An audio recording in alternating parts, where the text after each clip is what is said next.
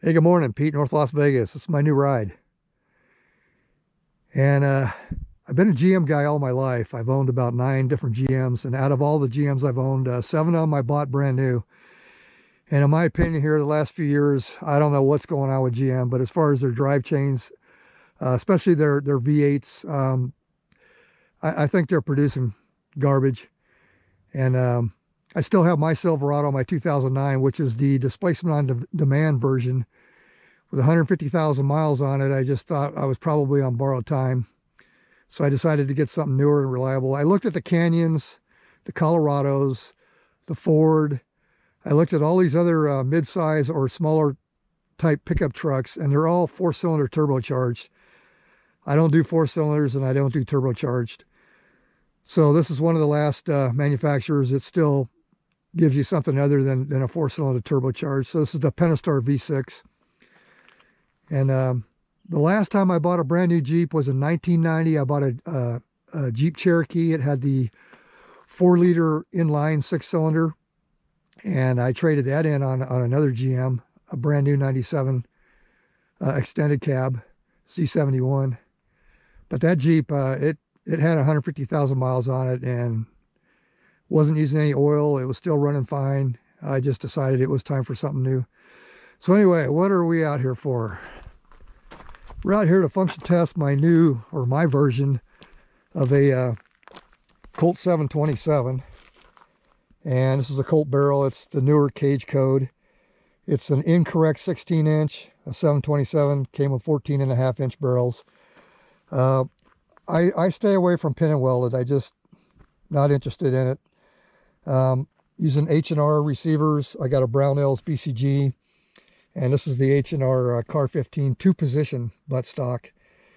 And I already screwed up. I had an H1 and H2 buffer I was going to bring out here with me, and I left them at home. So this has the standard carbine buffer, so we'll see how it goes. I really wanted to bring those other 2 buffers out here just to see if I could tone it down a little bit. I know it's going to be punchy with the standard carbine, but anyway, let's get some rounds to this thing. Be using some older factory reloads. This company's no longer in business, and I'll be using a 20-round OK. Like I said, today's mainly just function testing, get the sights roughed in. I generally don't try to shoot for any accuracy until I have a few rounds down the barrel, get the rifle broke in before I start worrying about accuracy. All right, let's do some shooting. Okay, I just got a couple rounds in it. We'll pop off a couple rounds and check the brass. And after that, we'll see if we can get this thing on paper.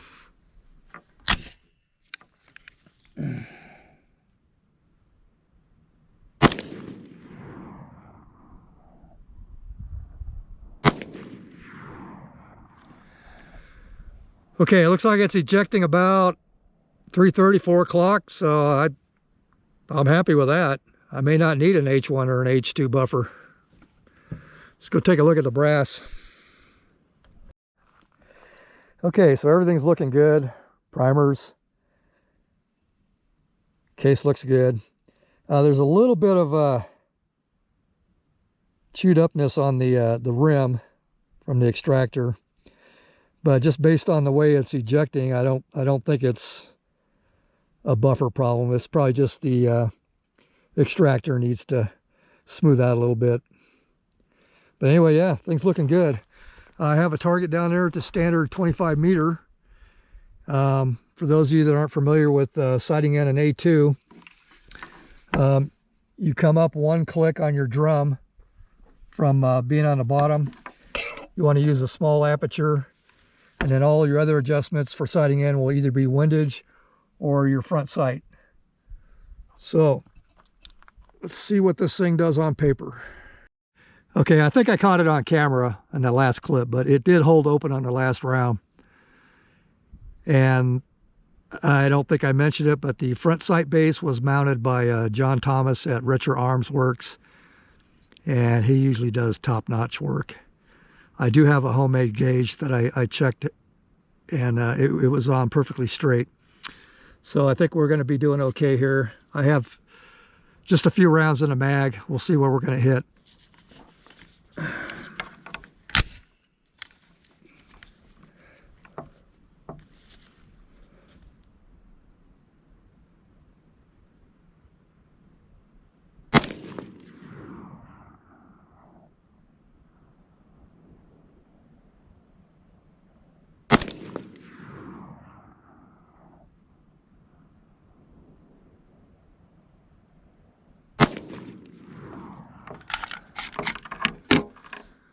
Okay, held open again. Everything's looking good.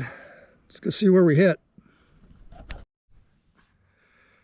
Okay, if I haven't already mentioned it, these are almost 69 years old. And I have a prosthetic lens in this eye from a cataract. Now we're at almost 30 yards. 27 yards, 27.6, 26.7, 25 meters. And there we are. So I just need to come down a little bit and we'll pop off a few more rounds, but looks like the brand new barrel did pretty good. It's 3 off camera. Elevation were good. I need to come over on windage and then this thing will be roughed in pretty good. So we'll make some windage adjustments.